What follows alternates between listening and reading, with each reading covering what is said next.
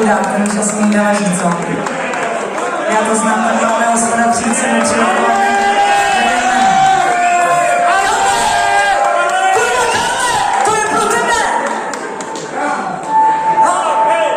Tak všechno nejlepší. Co říct, nebo co? Já jsem chtěl říct, že Marku znám od kočárku. Když ji maminka přivezla do Sokola na Královský Vinohrady, to jí bylo 8 a ještě když byla v kočárku, tak vidíte to, jak je trošku zaostala. Ale nešlo to nakonec a přivezla jí jako 8letou kočárku s dudlíkem a řekla, skákej. A já jsem u toho samozřejmě nebyl. A vím o lidech, kteří u toho byli a Marka skákala. A skáče do dneška. A je to nejlepší skákání. Ta muzika je taková vedlejší, to může hrát jedně hůl, ale to skákání, viděli jste někdy, to je taková nádhera, ta elegance, nohy nahoru, synchronní věc, je to levá, pravá, všecko, jo. Už v klidu, levá, pravá, to úplně není chodit fyzioterapeuta, to je už v klidu. No, takže archeologové, vinohradský atleti, archeologové z Archáje a všichni jsme moc rádi, že jste tady.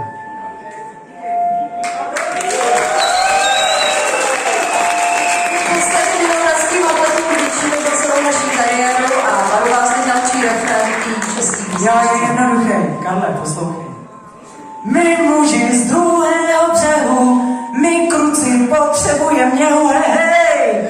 Kdyby někdo nestíhal text, je to potom rychlejší, stačí citoslovce, hej. Ukážu, pojedete. Okay.